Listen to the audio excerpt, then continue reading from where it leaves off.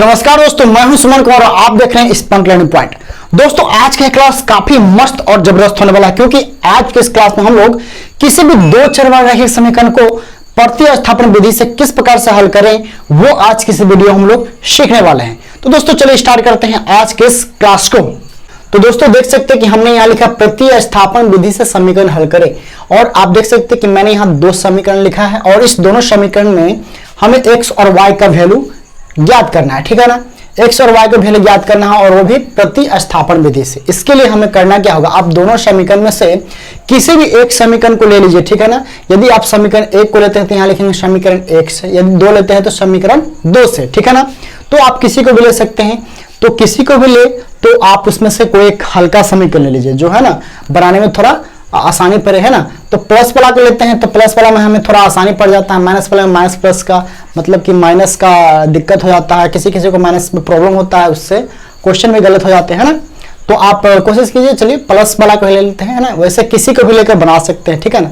चलिए हम समीकरण 1 से हम बनाते हैं, ठीक है ना।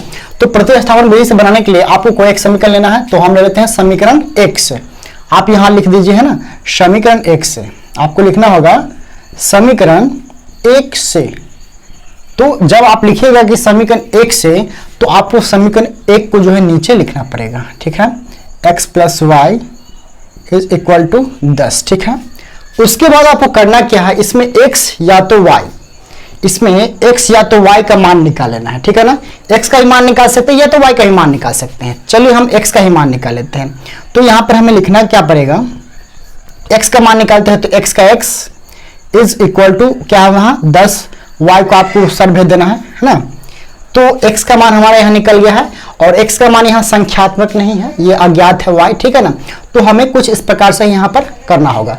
यदि मान लेते हैं x का मान हमने निकाला, आप चाहें तो y बराबर 10 माइनस x भी कर सकते हैं, ठीक है ना। यदि x बराबर करते हैं तो ये हमारा आएगा और y बराबर करते हैं तो ये आएगा, ठीक है ना। तो आप दोनों में से किसी एक को ही करें, ठीक है ना, दोनों नहीं ना कर सकते यहाँ पे। तो हमने x का मान निकाला, ठीक है। आप इसको समीकरण 3 कर लीजिए, ठीक है, यहां तक कोई दिक्कत नहीं होनी चाहिए। अब आपको क्या करना है, समीकरण 1 को तो हमने यहां तोड़ा है, ठीक है ना। समीकरण 1 को तो हमने तोड़ा है, तब x का मान इतना आया है। आपको समीकरण 2 में जाकर x के जगह पर इस वैल्यू को पुट कर देना है, ठीक है ना। समीकरण 2 में जाकर इस x का वैल्यू को, ये वाला जो मान आया है ना, उसको इसमें रख देंगे तो हमारा y का मान निकल जाएगा, ठीक है। तो आप यहां लिख सकते हैं कि समीकरण 2 में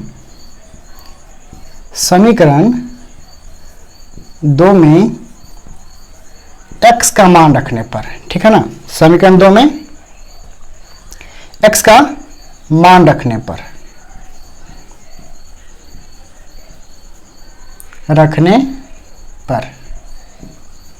ठीक है, इतना कर लिए। समीकरण 2 में x का मान रखने पर ये x का मान, ठीक है। उसके बाद आपको समीकरण 2 को यहां पर नीचे लिख लेना है, ठीक है ना।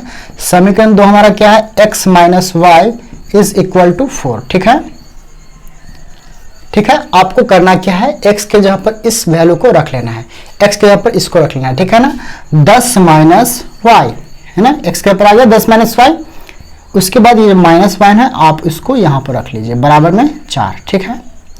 10 का 10 और ये जो y और y है दोनों एक जाति का है, तो एक y कितना हो जाएगा, 2y हो जाता है, ठीक है, इज इक्वल टू 4। उसके बाद आप क्या कर सकते हैं, यहाँ पर ये 10 और 4 जो है एक जाति का है, तो इस 4 के पास 10 को भेज देते हैं, ठीक है ना। तो यहाँ पर कितना है, minus 2y is equal to 4। 10 को उधर भेजते हैं तो माइनस का 10 माइनस 2y और 4 में से 10 के कितना हो गया, माइनस का 6, है ना। माइनस से माइनस आप कैंसिल कर दीजिए, चूंकि y इज इक्वल टू 6/2 यानी कि 3। तो y का मान हमारा कितना आ चुका है, 3 आ चुका है। चलिए y का मान तो आ गया है और x का मान हमें निकालना अभी शेष है।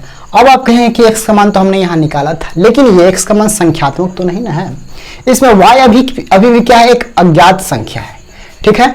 y का मान तो यहाँ पर ज्ञात हो चुका है, एकदम संख्यात्मक आ गया है। तो अब हमें x का मान निकालना है, तो आप क्या कर सकते हैं, समीकरण 3 में आप जो है ना y का वैल्यू पुट कर दीजिए। समीकरण 3 में आपको y का वैल्यू पुट कर देना है, तो आपका x का मान निकल जाएगा, ठीक है ना। समीकरण 3 में भी कर सकते हैं, या तो आप समीकरण 2 में भी कर सकते हैं, या तो समीकरण 1 में भी कर सकते हैं। किसी भी समीकरण में यदि y का वैल्यू आप रखेंगे तो आपका x का मान निकल जाता है, ठीक है ना।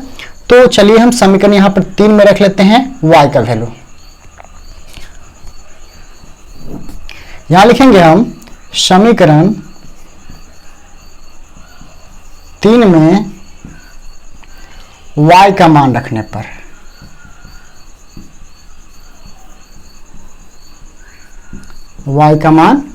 समीकरण 3 में, तो अब हमें समीकरण 3 को यहां पर नीचे लेके आना होगा। x is equal to 10 minus y, ठीक है। x का x रह गया 10 और y के जगह पे कितना ले लेंगे, यहां पर 3, ठीक है। 10 में से 3 तो कितना हो गया 7। तो आप देख सकते हैं कि x बराबर हमारा 7 आ चुका है और y बराबर कितना आ गया है, 3 आ गया है। तो ये हमारा क्या हो गया, आंसर हो गया, ठीक है। अब जैसे कि हमने समीकरण 3 में y का वैल्यू रखा तो x का वैल्यू कितना है, 7 आ गया, ठीक है ना।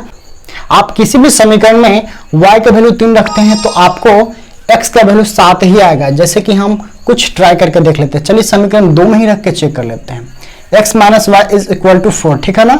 यदि y के जगह पर इसमें हम 3 रखते हैं तो 4 इतना हुआ, x बराबर 4 प्लस 3, देख सकते हैं कि यहाँ पर 7 आ गया, ठीक है ना। समीकरण 1 में भी आप रखेंगे तो x का वैल्यू 7 ही आएगा।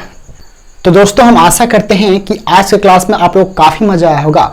आज की क्लास में जो भी क्वेश्चन आपको बताए हैं आप लोग काफी अच्छी तरह से समझ गए होंगे। तो दोस्तों मिलते हैं नेक्स्ट वीडियो में, तब तक के लिए बाय दोस्तों।